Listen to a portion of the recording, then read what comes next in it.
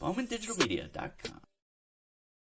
Hello, everybody. Welcome to another episode of Marketing Mondays with Ira Bowman. I apologize for the brief delay. We're having some trouble getting up on LinkedIn, but we are live on LinkedIn now, so welcome. I am going to be doing really what I intended to do last week with a little bit of a twist. I got a new lens. I got some new glass in today. Well, actually, I got it in yesterday.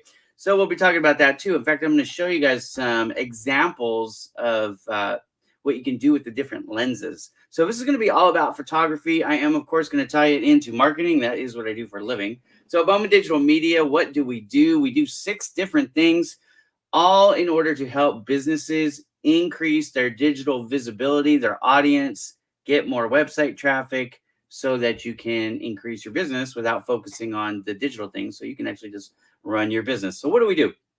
We do social media management.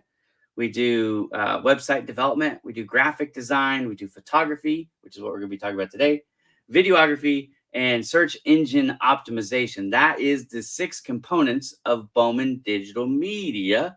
Today, we're going to be talking about photography. So I'm going to get my Lightroom open. Last week when I did it, because I had been gone for 11 days, I turned on my computer. It had to do all the updates and everything was just so slow. And I actually had overfilled my my cloud storage. So I was just having a whole bunch of fun, trying not to panic on air, but it's real life. It doesn't always go perfect. So we just decided to do like a reset today. So first things first, if you don't mind telling me, where are you watching from? Let me know where you're from. We'll get you up on the comments up on stage here so that people can see you and hopefully help you gain a little visibility yourself. I'm coming to you from Southern California, just outside of Los Angeles. I live in a place called the Inland Empire, which, if you know where Riverside is, I basically live right next to Riverside. So that's where I'm coming to you from. Pardon me as I take a break. I was out for my hike this morning. It was really hot already. So I hike early, but I still, it's hot out there. So yeah, I still drink hot coffee when it's hot. I know that probably doesn't make a lot of sense, but that's how I do it. So let me do this. Good morning, everybody.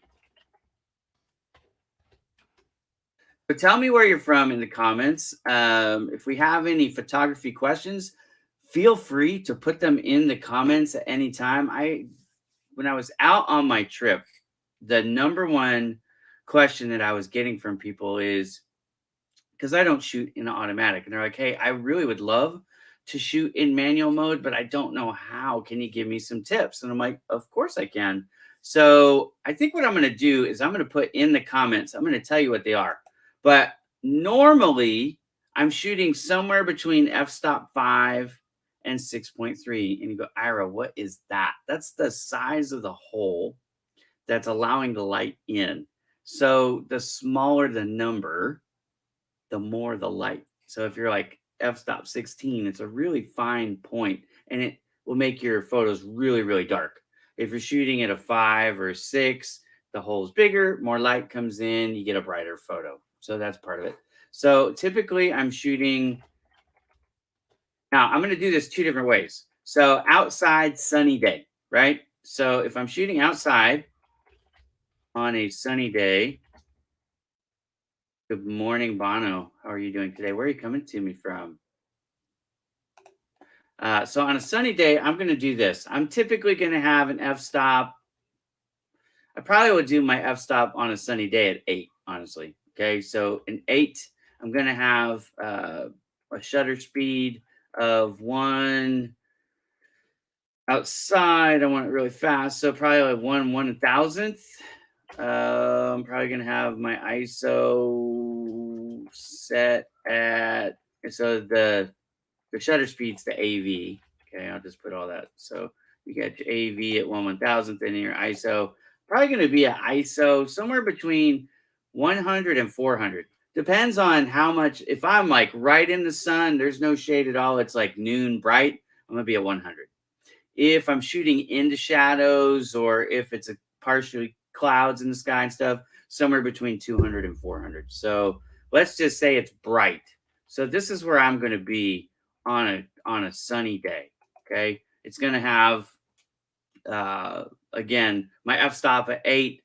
That's actually going to darken it up a little bit. That's why I'm doing that, right? So I want that dark blue texture in the sky if I can. Good morning, Jackson. Nice to see you. Where are you coming to me from? Okay, so outside, that's what I'm doing. Now, if I'm inside, and I guess I probably should have put that on LinkedIn too. Okay, I'm just going to copy that again. Outside, sunny day. F8, AV 1/1000th, and ISO of 100. Now, also my white balance. Now, your camera, every camera is different. So you have to really learn your camera. I shoot with Canon EOS 90D. Okay. So this is a really good camera. Not everybody has one of these, of course. I totally get it.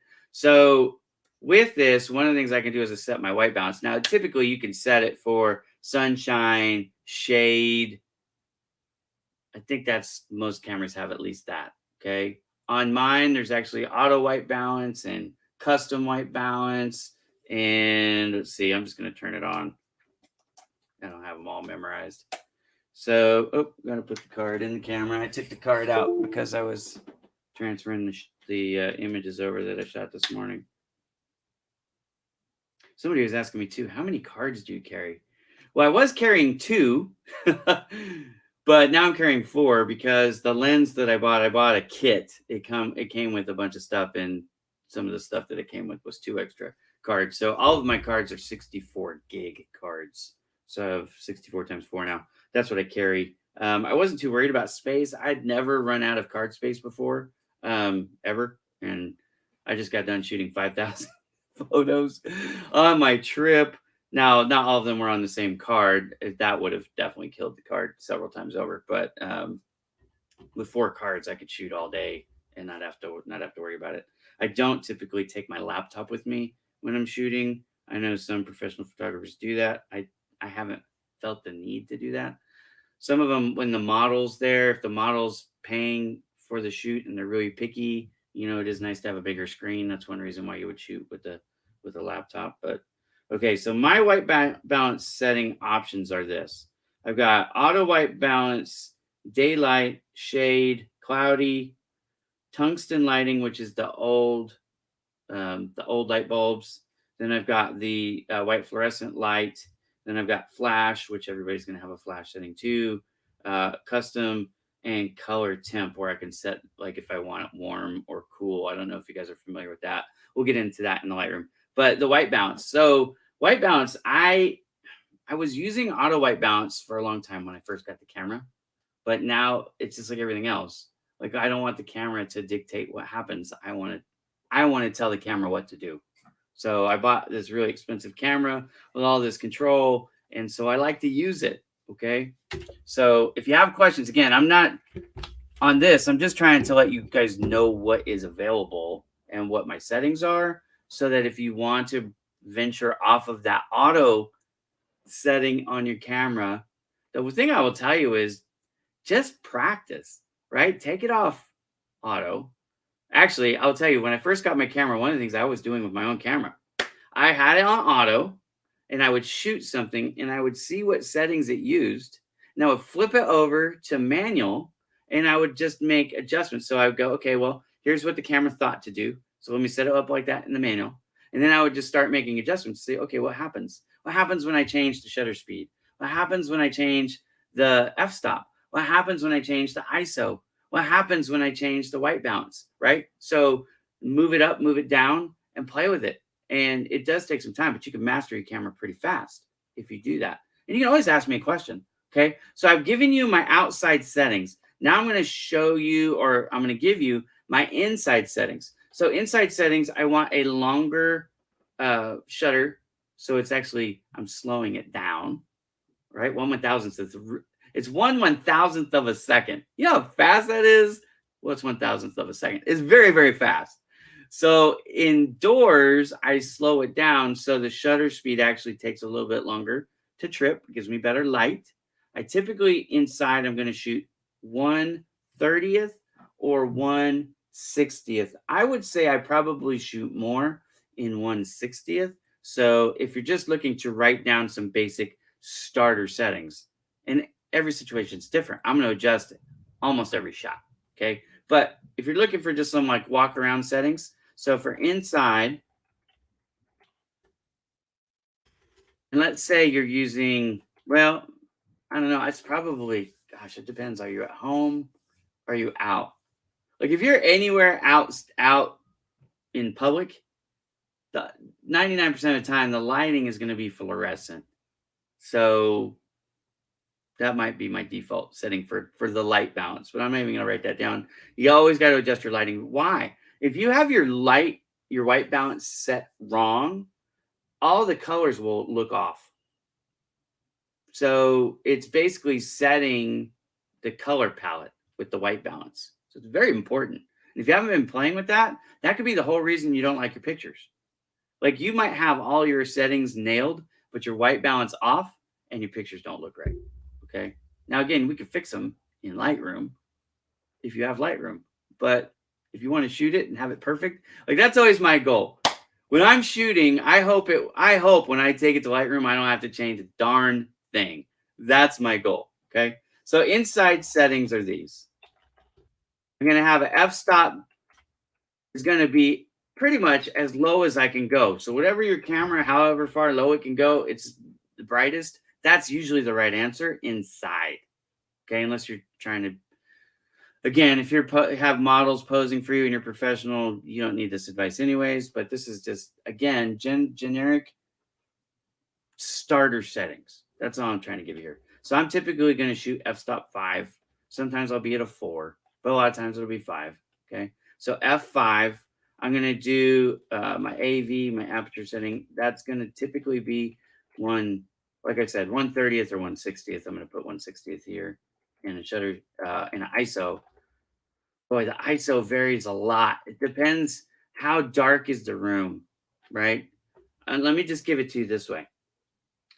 ISO, the larger the number, the brighter you're making the photograph, right? It's like you're exposing it brighter.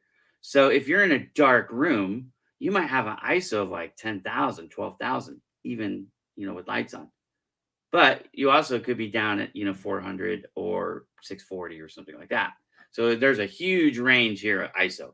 I'm just going to tell you that probably for a base setting, if you figure 1250, probably going to be safe, right? 800 to 1600, somewhere in there. So I'm going to say 1250. But then you've just got to look at your photos and go, okay, well, it's too bright. All right, well, let's lower the ISO. If it's too dark, then increase the ISO. You can leave all the other settings alone. You could always change your f-stop too. That's another fast way to change it. But I'm assuming you guys are more familiar with your ISOs than your f-stops. Okay, so I'm just going to put ISO 1250. Again, this is all just dependent on what you're shooting, where you're shooting, what you're shooting with, right? But it'll give you at least give you some starter points. Again, the goal is to get you off of the auto and onto the manual. If you're having trouble, send me a photo. Send me your settings. I'll tell you what to adjust. I don't mind doing that. It's kind of fun. Okay.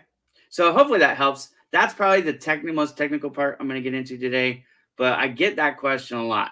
So I just wanted to address it so that people at least had a starter point. Your camera, your lens, your target, how far away it is. Again, all the environmental factors, they all come into play when you're just determining what settings to use. But hopefully that'll help you. And again, don't be afraid to flip it over into auto and just look and see. Like, you don't even have to click the button all the way down. Just have to press it and see, okay, what is it going to use here? Now, I got this new lens. This is like awesome for me. I'm super excited to have it. This is somebody was asking me in the comments to go, what is that, Ira? So typically I buy Canon. Everything's Canon, but the Canon lens, the Canon one of this was more money than I could buy a car for less than I could buy that thing for. So I'm like, all right, I'm gonna venture off of Canon for the first time in my professional camera career, and try this. This is a Sigma. So what it is, the way you read this thing, it is a Sigma. It's a 95 degree. So I'm sure you guys probably are not too familiar with the degrees. This is 95. This one right here is my next biggest one. This is a 77. And then I have two 55s. I believe they're 55s. No, sorry, 58s. So I have two 58s. So this is a narrow angle. This is considered a wide angle, and this is an extra wide angle. Okay. So that's really what that is. So you have not only depth, right, distance, but you also have width. So for panoramic shots, these wide angles are better. Okay. So what does this do? This just allows me to see farther. Frankly, that's the big difference. This one was, it's funny because when you look at the other ones I had three lenses in my bag. So the camera, when I bought it, came with the 18 by 55, right? So I could telescope right out that much. And so really this is good for, 3 feet to, I don't know, maybe 15 feet in reality, right? So 3 to 15 feet, I was good. This was my starter lens. It wasn't good enough for anything really that I wanted to shoot, because I like to shoot buildings and things like that. So I needed something a little bit bigger. So I ended up buying my next one. I bought this one. This is a 77 degree, so a little bit wider angle. But also I got a 24 mil to a 105. This is my walking around lens. This is good for most things, anywhere from 6 feet to 30 feet, really. I can shoot things farther away, obviously, but not close up. Okay. So then I'm like, okay, well, if things are farther than 30 feet, what am I going to do? Well, I got my next one. So this one goes to 105, right? So 24 mil to 105 mil. So then I bought this one. This is 75 to 300. But the mistake that I made, and it was a mistake, I didn't pay attention. I should have paid attention. This is a 58 degree lens. So, it's not a wide angle. And so when you're shooting farther out, Like this is good for shooting something close up from far away. That's really what this is, not panoramics, not even really great for buildings. Like small buildings, yes, but when I was in New York, and I'll show you some of the photos today. So when I was in New York and I was shooting and I had this from the top of the Empire State Building, from the top of Freedom Tower where I shot, I was at both locations shooting. I was using this lens more than this lens because even though this could only go 105 and this will go 300, the 77-degree wider gave me a better shot. So when I bought this one, I paid attention. It said I need to get myself a wider angle, right? So depth, width. That's really what it is. So let me show you some of the photos. I'm going to pull up my hang on a second. I'm going to do this a little bit different than I normally do. Oh, no, not. We'll be all right. Okay, so I'm going to share my screen. Okay. So this right here, these are some of the shots that I took in a cathedral inside New York City.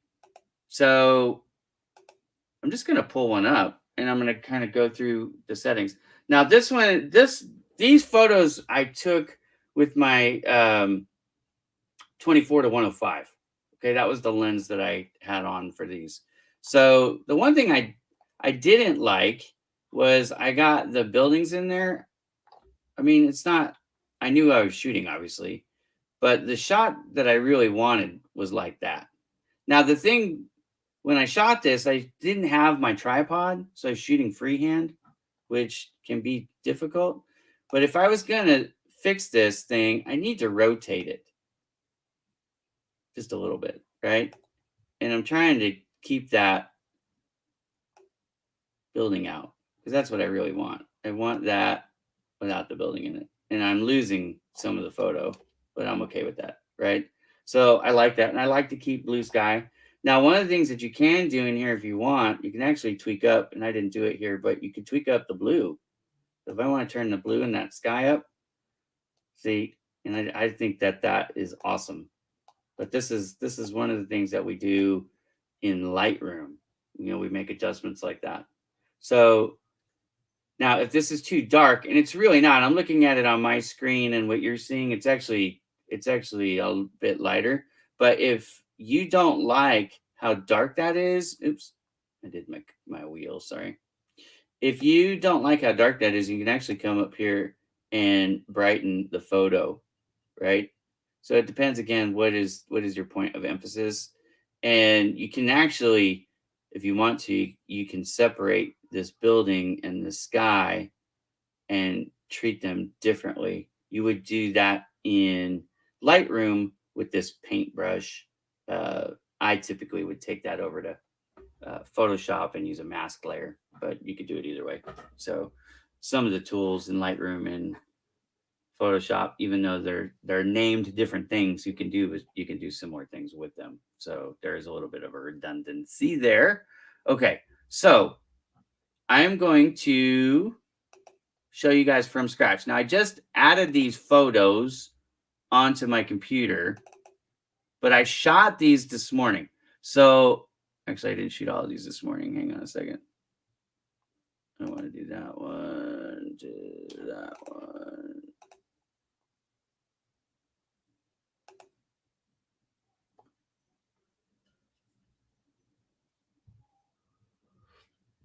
Okay, I took this one of my son because he was coming up to help me. So, and he closed his eyes. Why do kids do that? They always close their eyes on me. Okay, so I knew I was going to be teaching this lesson. So I wanted to show you the difference between this one and this one.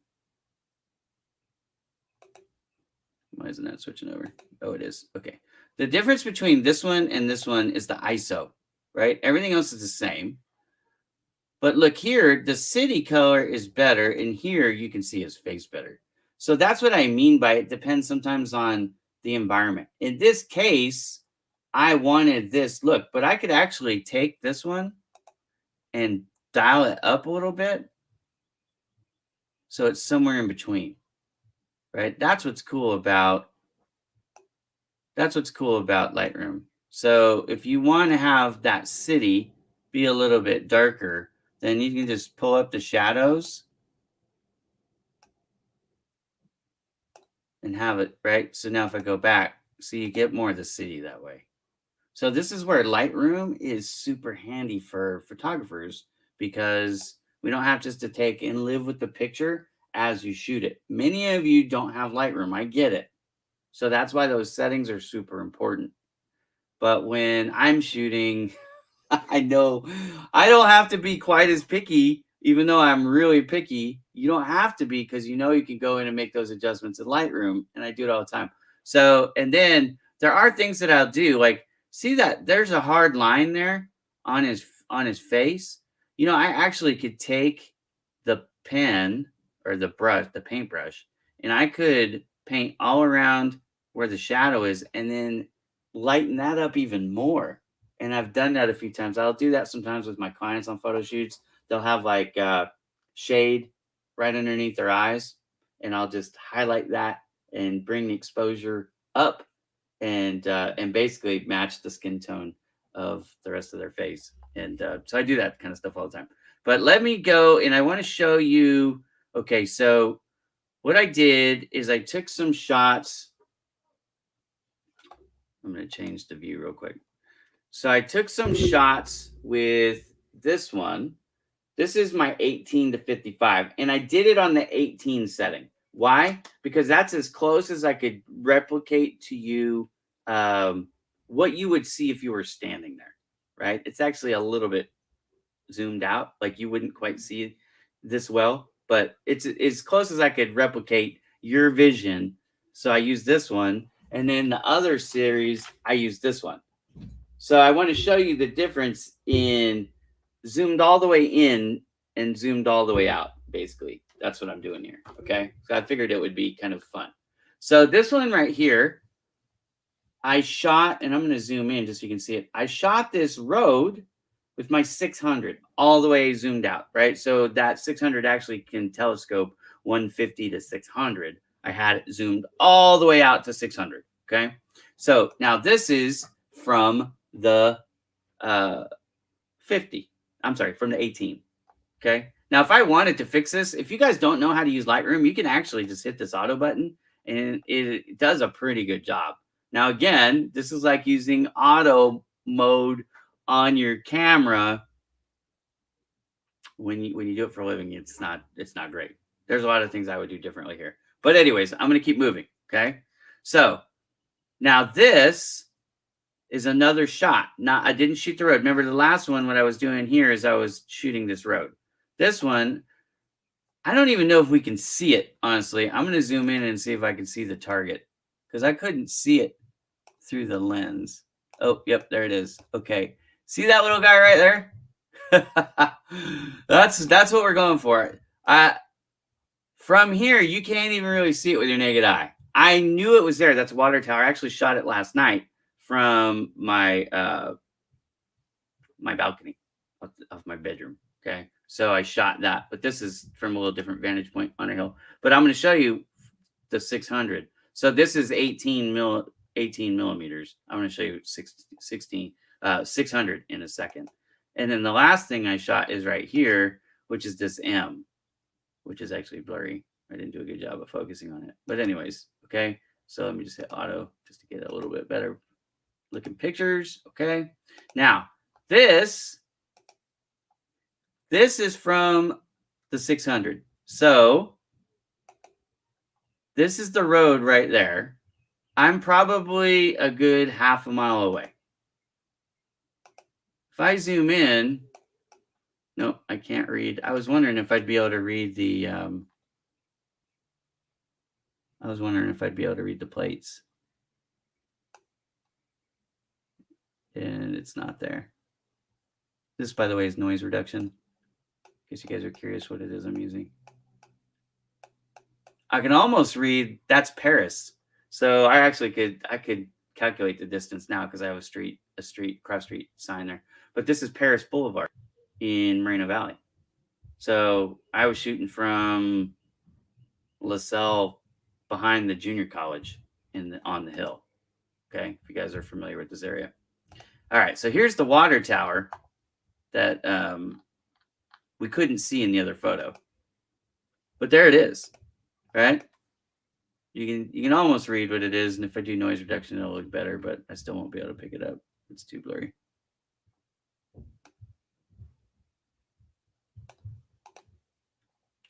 Okay, so that is way over here. Yeah, it's right there. Okay, so you can't even see. I should make this bigger. Sorry. So it's way over here. That's with my 18 millimeter. And then let's fix this up. It's like, Ira, you did a good job. It's a really big photo too. Okay. So there it is, a little darker. I changed the f-stop here. This f-stop, I believe I was using an 8. In here I used 5, I think 5.3. I think. Anyways, have to double check. But there you go. Okay. So incredible the difference between that, you can't even see it, to, it looks like you're right up on it. So that's what these lenses allow me to do, guys. Hey, good morning, Cedric. How you doing, buddy? Okay, so last one. This is the M on the side of the hill in Moreno Valley. So from where I'm at, as you can see, quite a distance, but definitely viewable. You can see it with your naked eye. That's not a problem. I need to take the haze out because it's a haze. It was very smoggy today.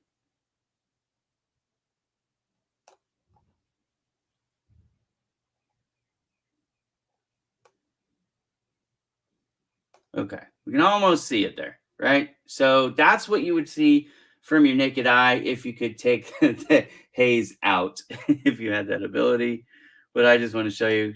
So this is how tight I can get on it with my 600. Okay, so, and let me do the same thing. Let me take the haze out just for comparison's sake. Okay, so we go from that, there's the M right there, to I'm right up on it. Okay, again, that's why somebody asked me, Ira, why do you buy that lens? What do you need that lens for? It's for distance. I mean, that's it's plain and simple. It's plain and simple. It's, you buy these different lenses because you want to shoot things that are further away. So if you're shooting models inside, headshots and things like that, you don't need this. If you're shooting outdoors and you're shooting from far away, then you do. That's the bottom line. Now, different lenses will work better for different things. Like nature photographers not going to buy the same lens probably that a sports photographer, somebody shooting speed, especially if you're shooting like the NASCAR or anything where they're moving at 200 miles an hour and things like that. If you're shooting wildlife versus stationary trees and flowers, you're going to need different gear. So there's all kinds of gear for everything. So somebody asked me yesterday, she goes, Ira, I'm looking at buying my first real camera. What should I buy? And look, the answer to that question is simple. What are you shooting? Because if you get a Nikon, if you get a Canon, if you get a Sony, you're going to be fine, right? But you need to know how much of a camera you need to buy, right? And you need to know what lenses to get. That's really when it gets down to it. If you're just like, oh, it's a hobby and I'm just going to be shooting just random things, probably any camera, honestly, would work. And you might not even need it very many fancy lenses. You might want to just get yourself, like the stock lens that I got. I'm going to drop this for a minute because I feel like I'm using the wrong hand here, but the stock lens that I got, 18 to 55, this will work for in just about everything inside. Like if I'm just shooting inside, I could use this, right? Now, if I am in a theater or something like that where I'm a little bit of a distance to the stage, then okay. Now maybe I do want to switch over and use my 24 to 105 just because, I can get anything in it. If I'm inside a concert, right? Even from the balcony, from the very farthest seats, the cheap seats, if you will, this lens is still going to be just fine. Now, if I had bought the right one, right? I was disappointed when I got this because of this angle. I mean, I'm just going to be completely transparent. This was like my misfire, right? Distance was great. Width, right? So this is really like where this would be good at a concert. I was up in the cheap seats and I wanted to get a close up on the lead singer or something like that, this is actually the right lens for that because narrow field of vision, but I'm zoomed in, right, close up, so I could get a good facial shot. And then, if I don't know if you guys saw it. In fact, I could pull these up.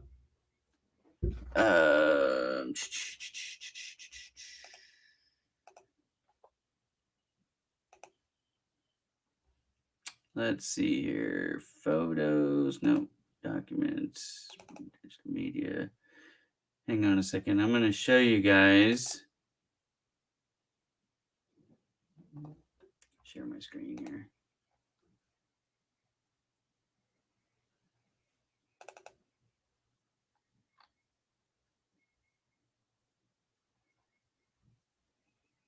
So let's just do that through.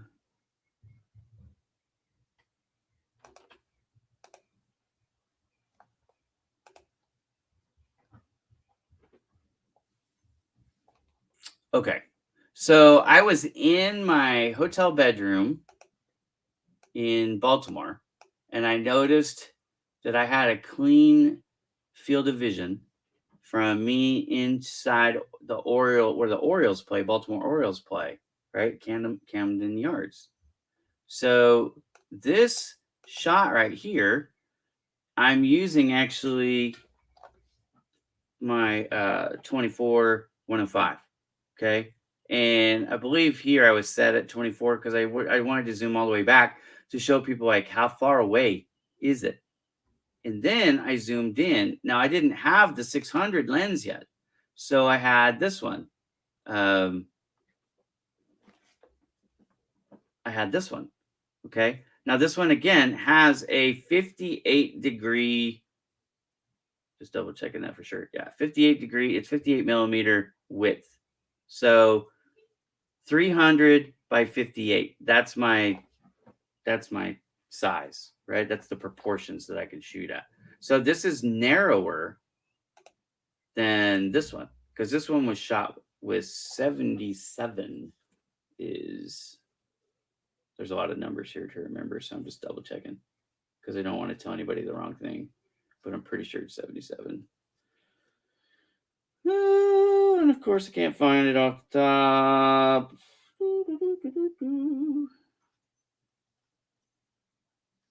Yeah, I don't see it on here, but I'm pretty sure it's 77. Okay. So, anyways, but look how much closer I could get with that 300. This is zoomed in to 300. I could almost read the jerseys. So I haven't adjusted anything on this one. Let's just do that quickly and then do some noise reduction just to clean it up.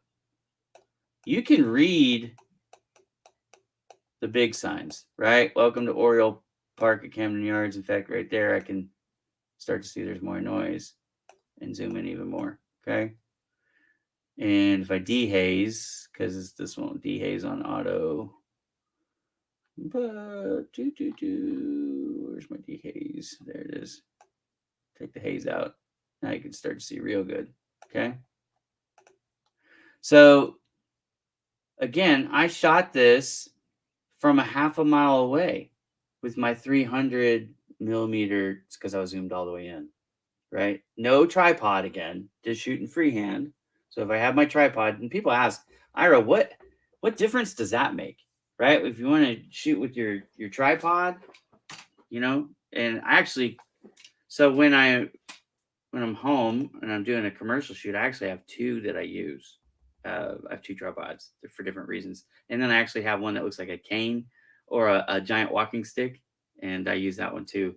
I did have that one with me, but I wasn't using it because, I was trying to see the sights and stuff too while I was out. But anyways, I digress. So these shots, they were shot freehand, from a half a mile away. This one again with the 300. This one again with the 24-105. And on this one, I was zoomed all the way in. So I was using basically the 24. Okay. So I was here on the 25th floor of the Holiday Inn Express in, downtown Baltimore. And I took that shot and a bunch of others. Okay. So that's the power of lenses. This is why we carry different lenses in our bag. Um,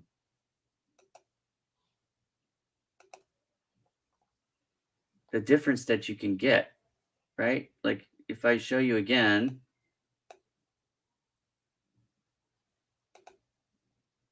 that, and let me take the haze out.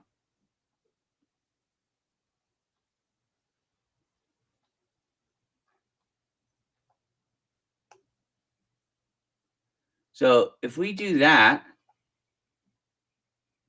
or this one, this one, right? And this one has haze too. Let me take the haze out. Okay. But you can't see the water tower there. It's so far away. I knew it was there. And if I zoom in, I can show you it's right there. Okay. I knew it was there. But with my naked eye, I couldn't see it because of the haze. It was so hazy. But then you get your 600 on, and that looks like, you shot it from a regular distance with your cell phone. You know what I mean? It's not bad quality. I don't know how far away that is, but I'm gonna guess it's like 10 miles from where I was standing. Right? That water tower is a long, long ways away. That's why we carry these lenses. So, sometimes people want to give me grief for what I do, but I mean, look at that. That's zoomed in now. But you can see the steam rising up off the ground because it's 100 degrees here already. Welcome to summertime in LA. And I'm in the Inland Empire, so we get it hotter. We don't get those cool ocean breezes here. Okay. So, anyways, does anybody have any questions? Because I feel like this is kind of a technical show, and I've thrown a lot of numbers at you, and I've shown you some what I think are pretty jaw opening, jaw dropping, eye opening shots from 10 miles away.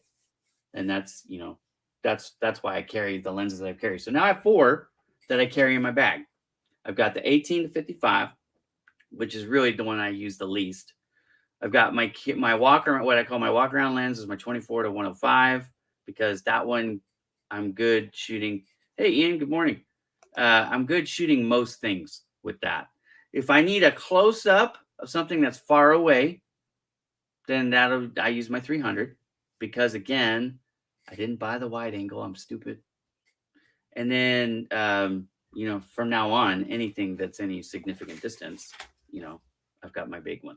And this is my only non-Canon product. I love Canon, but I couldn't afford the Canon, so I went with the Sigma. So the Sigma still set me back 4 figures. I mean, it was still expensive, but not as expensive. Like I said, I could buy a car for what Canon wanted for their 600, right? So, anyways, that's what this is. Now, what I've done, this comes with, I'm just going to try and get it out of the way, the strap out of the way. This comes with a mount for your tripod. And the reason why you use this as opposed to putting the camera on is because of balance. Because this weighs more than the camera. So what you do is you put this part on the tripod mount, and that's what I just took off. By the way, I have a fast load clip just to make it faster to load things on. It's not faster if you have to take it off and on, but right. So you just use two different. Again, why do I carry two tripods? One's got the fast clip and one doesn't. So there you go. Okay. So I'm telling you all my secrets. But anyway, so you put that on, and then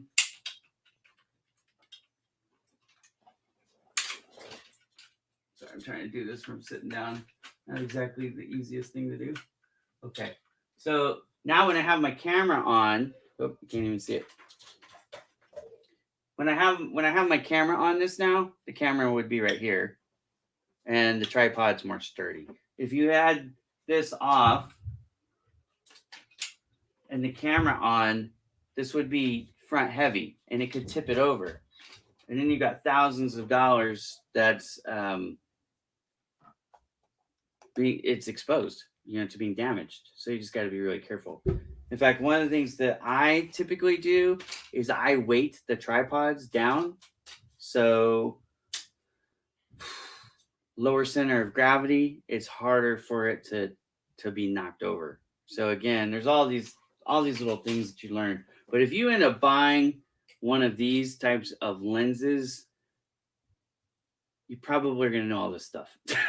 I'm going to say you're probably not going to want to invest in one of these without some field work, without some experience. So, this show has probably been more of a help to people who are beginning or learning, but that's okay. So let's tie this into marketing. You're taking these photos. When you're using your Lightroom, what you really want, again, I'm going to share my screen. So let's come back to, where'd my Oreo shots go? They're there. Okay. So let's come back to this one. All right. Like this one, there's haze in the air. So I definitely want to pull that haze out.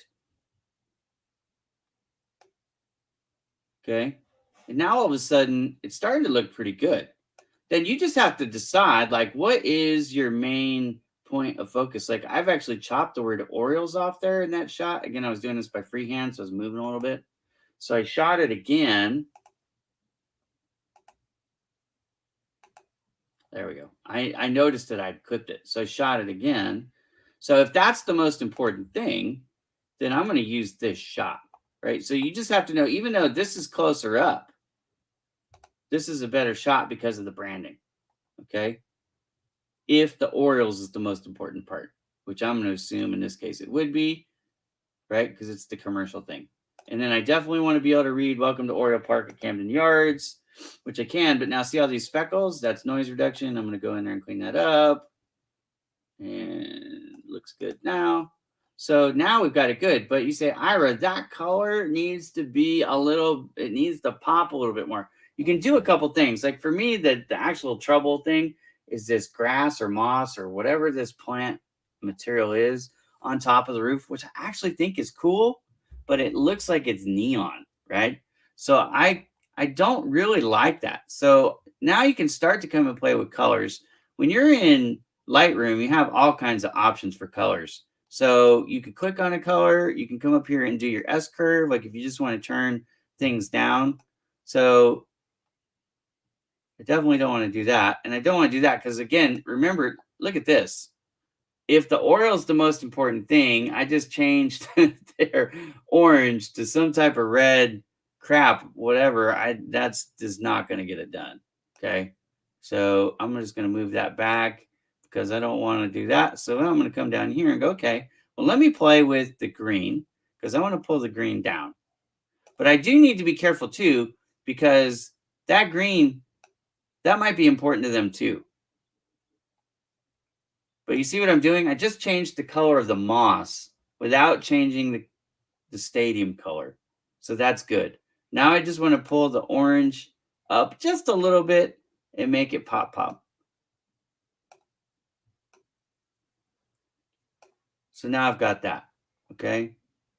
So if you want to see what I did, I'm just going to take those back down to nothing. And you see how it's lighter? I don't know if that's coming through on your screen or not. But I'm going to pull up the saturation and I'm going to pull down the luminance. And that just gives me a little bit more pop. Okay. So now I think I've got myself a nice photo for marketing of the Orioles. Now, if I'm trying to be a photographer for the Orioles, which I'm not because I don't live in Baltimore, so that would be silly. But I would make a post and tag them in it, or you can use this. I shot this myself, so I can use this as long as I don't make any claims that the Orioles are in any way promoting my product. I can actually use this commercially. I can put Bowman Digital Media on it and post it. But anyways, that's the kind of things that you want to be thinking about when you're thinking about your marketing photos. You want to pay attention to what is the key element in the photograph. What are the colors that cannot change? Like, you've got to hit those colors. Usually that's logos. So you always want to be cognizant of logos in a photo. And then also, like in this case, I don't want to change the green of this stadium because that's iconic. If you've ever been to Camden Yards, that's the most predominant color you're going to see, even more than the orange, because all the seats are green. So be careful when you're making your adjustments. Be careful with that. Now, also on this one, I took out a ton of haze, so you've got to be careful when you do that. When you're taking out your haze, and I'm at plus 90, that's almost as high as it goes. It goes to 100. So you just got to be careful. Again, if I'm back to 0, that's where I'm at 0. That was the haze in the sky. The amount of moisture, basically, from the humidity, from the distance. Like I said, I'm about a half a mile out on this photo. So if you're going to tune this up, then you just have to, what I like to do, yeah, it is a huge challenge. Now, here's a tip, okay? One of the things that I try to do is take a mental picture. So what does it actually look like when I'm shooting? Does the object have to be in the center of the pic? No. In fact, if you study your rule of thirds, you'll see that it's typically not. Let me show you what the rule of thirds is again. Let's just give this lesson, because I get this question a lot, and then I'm going to come back to you, Monty, because that's a good point. Rule of thirds. Oh, it's hard to see on this photo. Oh, it's a bummer. Okay, let me go to a different photo real quick. See if it makes it easier to see. Yeah, it does. Okay. So you can see this grid. If you're in Photoshop, if you're in, Illustrator, if you're in Lightroom, when you click on it, do you ever wonder why they have these, 9 panels? Because they're trying to do rule of thirds. Now, this M, I just shot this M quickly so I could illustrate this for this lesson today because I knew I was going to do this. But if I was going to set this up professionally, instead of doing what most people do, oops, I didn't want to do that. Okay. Instead of doing what most people would do, which is this.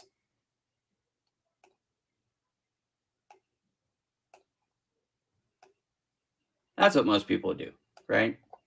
We don't want to do that, okay? What we want to do in photography, when plausible, because sometimes it doesn't work. Again, there's a whole lot of rules that you can follow, you can break, but one of the things that I'm trying to do is I'm trying to leave marketing space. I need to leave room for, the logo and the copy.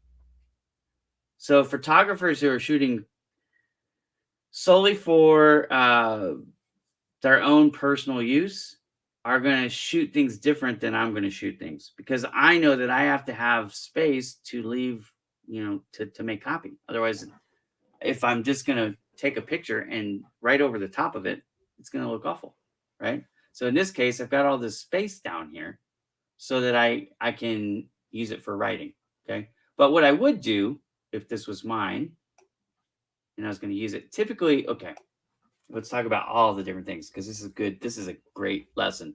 Pay attention if you're in marketing here, okay? If you're new to marketing. There's the front and there's the back of almost every photo. There's almost always a natural, this is the front view, this is the back view. What I typically am going to do is I'm going to pull from the back and I'm going to put the target inside the top third, almost always. Sometimes I'll put it in the bottom third, but I'm going to hit this cross beam somewhere so that the target is in the center where those interject, okay? That's the rule of thirds. So I could have it here, I could have it here, I could have it here, or I can have it here. Any of those 4 spots. That's typically where I'm going to set it up. Now, most amateurs or people who are not in photography at all, they're going to put it in the dead center. So I'm giving myself room for copy, and I'm not putting it dead center.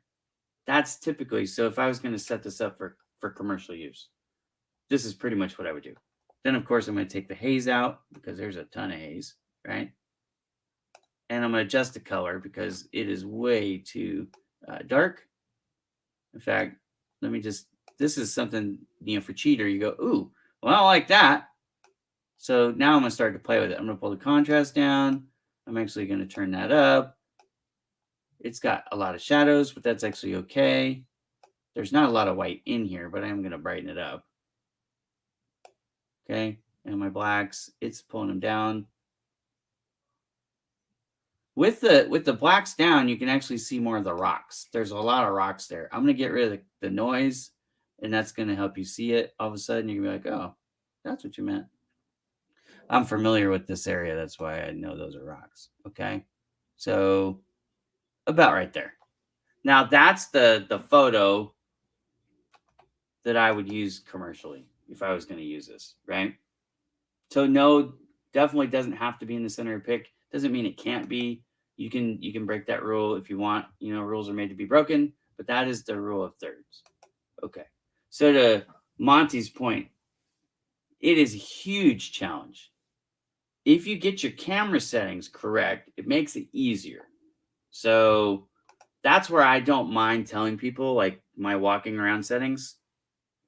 So again, I would say my 2 standard sets, and I'm going to adjust, of course, for every situation, but my standard, like, default settings: outside sunny day, I'm going to be at f-stop 8. I'm going to have aperture, what they call the AV. I'm going to have that set at 1/1000th for outside. I'm going to have an ISO somewhere between 100 and 400 usually. If it's really, really bright, 100. And if there's any clouds in the sky, 400, somewhere in between, if I've got a little bit of shade that I'm dealing with. Okay. Again, I'm going to adjust as I need to. But those, and then I'm going to have my white balance set at sunny. That's usually, my default outside setting. Inside setting in a regular room with regular lighting, I'm typically going to have an f-stop of 5, 5.3, somewhere in there. I'm going to have an aperture or a shutter speed, if you will, of 1/60th. I'm going to have an ISO probably around 1250, anywhere from 800 to 1600 usually. But that's, and then I'm at my white balance, typically set on fluorescent lights, because that's the most common type of lighting these days. So that's just my standards if you want to turn that thing off of auto and on to manual. Now, my camera is actually pretty cool. You can have the aperture or the shutter speed as automatic and still set the ISO, or you can go into TV mode and have the ISO be automatic and set the aperture. So it's kind of like a semi-automatic, if you will. If you want to do that, I don't do that. I shoot full raw. I only shoot manual, but it's not a bad way to learn. Again, if you're new to your camera, go to your auto setting and then have to press the button. Pick your object, have to press the button and see what settings. If it in the display, usually it'll tell you what settings it's using. Now flip it over to manual, copy those settings, flip it over to manual, put those settings in, and then make some adjustments. Turn up the aperture, turn down the aperture, turn up the f-stop, turn it down, turn up the ISO, turn it down, but do one at a time, right? So stay on their base settings that they were going to use, and then just adjust one thing at a time. And then you'll see, like, for example, when you turn your f-stop up to a higher number, it's going to make it darker. So if you're shooting and it's too bright, you'll then know that if you tune up your f-stop, you can bring the darkness level up, right? So you can make it not as bright. You can do the same thing with ISO. You can leave the f-stop alone. You can leave the shutter speed alone and just dial down the ISO and your photo will get darker. If you dial it up, it's going to get brighter. Your white balance is your most important setting in the whole camera, in my opinion, because if you want to get your colors right without going into Lightroom or Photoshop or some editing software, your white balance really is the most important thing to get those colors right. So hopefully that helps you at least explore. And again, if you take a photo and you send me your settings and you say, I don't like this because it's too whatever, I can help you, with some adjustments so that you can get some practice. So anyways, do y'all have any questions for me? I thought I was going to get a ton of questions. Maybe I've overwhelmed you guys. Maybe I've bored you all to sleep. I don't know, but we have people watching, so that's good. If you have any questions, now's the time. I'm going to take the restriction off. I was just talking about photos today, but if you have any marketing related questions, you can ask me now. Again, Bowman Digital Media, we are a company that specializes in helping small business owners with their digital needs so that they can focus on running their business without letting the advantage of social media and websites go by the wayside. So we have 6 core services that we offer. We offer social media management. That's our main service. We build and manage websites. We actually partner with somebody. Mariella is in the audience. Mariella is, she runs business and risk. She actually specializes in helping people with fraud and risk protection. So if you need that, if we make your website for you, you can actually hire us and we'll sub out Mariella and she'll make sure that your data is safe, that your customers' data is safe. So important, right? With these websites to keep your information safe and to keep your clients' information safe. So we do that as well. Graphic design, photography, videography, and search engine optimization. Basically, what we do is we help make your stuff look good. We formulate it in a way that makes sense to your target market. And then we help build your social media presence so that we can funnel people over to your website. That's kind of how it all really works. That's Bowman Digital Media in a nutshell. If you need any help, my consultation is actually free. It's a half hour. So I would, talk with you over Zoom and we'll figure out where you are, what your goals are, what you're trying to accomplish, what your budget is. And if it's a good fit, I'll let you know how much it would be to work with me to do what you're trying to do. And then we'll get started. And that's how it works at Bowman Digital Media. I think that's going to be the end of the show. I don't have any other questions. So if you have any other questions, just table them. You can always send me a private message if you don't want to ask them in public. I kind of get that too. Sometimes people get embarrassed to ask a question. They don't want to look foolish. So no problem. You can always send me a direct message. Everybody on LinkedIn can send me a direct message. I've opened that up. So that's possible. You can also, before I get out of here, I meant to do this earlier and I didn't. So let me pull this up and share my screen again. This is my website, Bowman Digital Media. If you're curious in seeing some of the photos that I take, and I haven't put the new ones up for my trip yet, but you can come here and see these are some of the shots that I've taken. In fact, a lot of people know this is my LinkedIn profile photo. And it is a professional shot, but I did it myself. A lot of people go, Ira, how did you do that?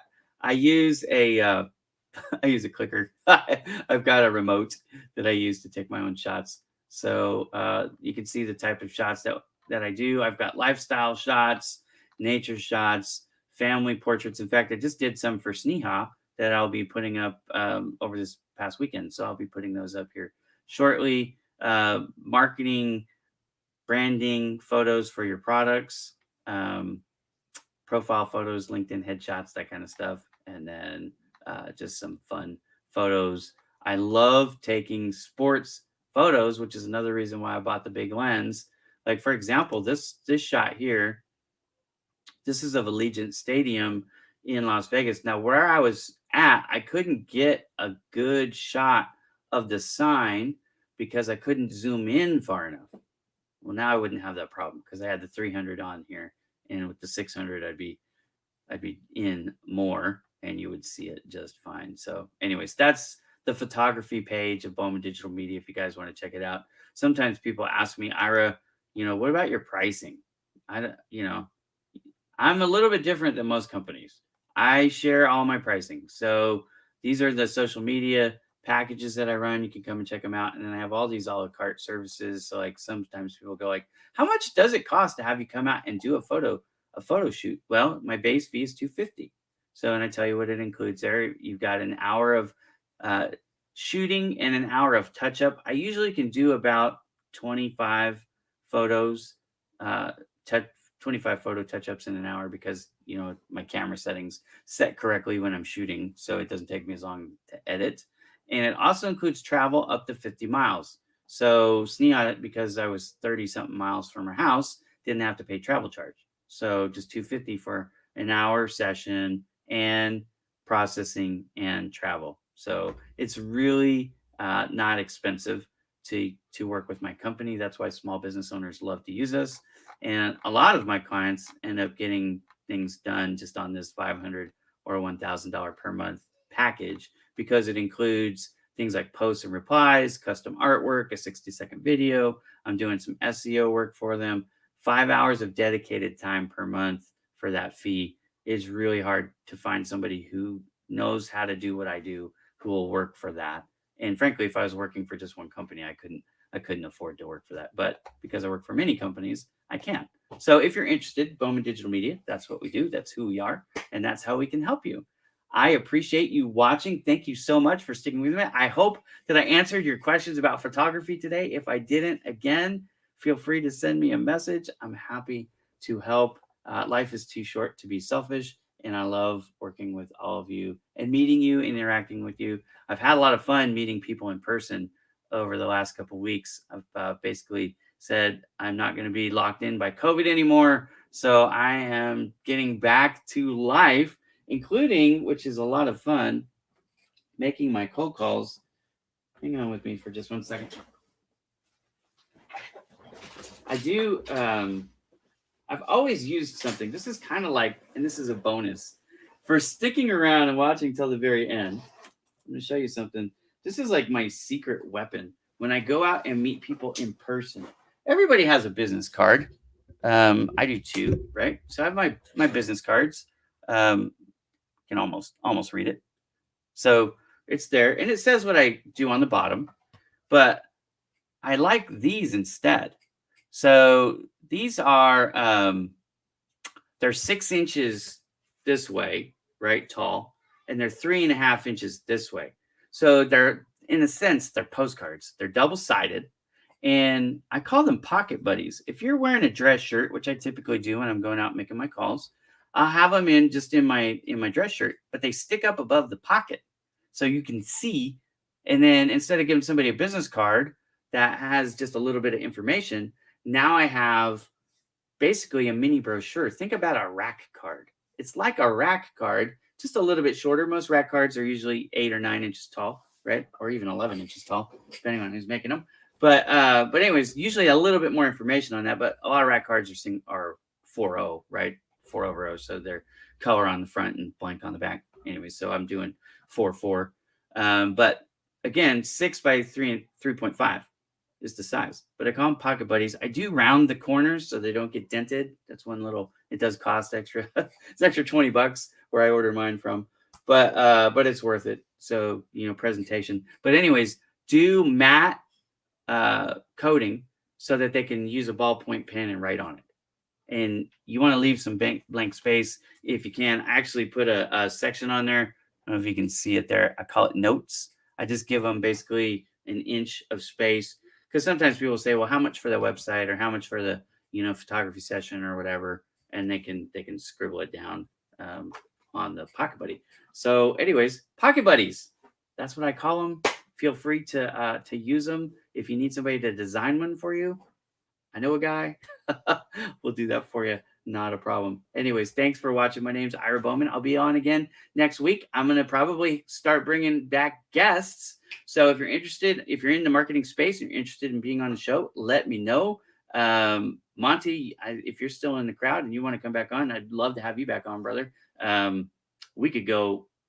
I mean, we could probably just co-host the show together, really, because I think you know just as much as I do. But anyways, if you know anybody else in the marketing space who you think would be a good guest for me to have on the show, please let them know. This is not something like that. Almost everybody that I've had on this show as a guest owns a marketing firm. Totally fine. I'll actually help promote their business while they're on the show. And I'm cool with that, because there's plenty of prospects out there for all of us, right? So the ones who want to use me know why they want to use me, and the ones who don't, totally fine. But we love talking about marketing here on Marketing Mondays with Ira Bowman. So if you know any guests or you'd like to be a guest, let me know. I appreciate it. Otherwise, I hope you have a great day, and I'll see you next week. Have a great day, everybody.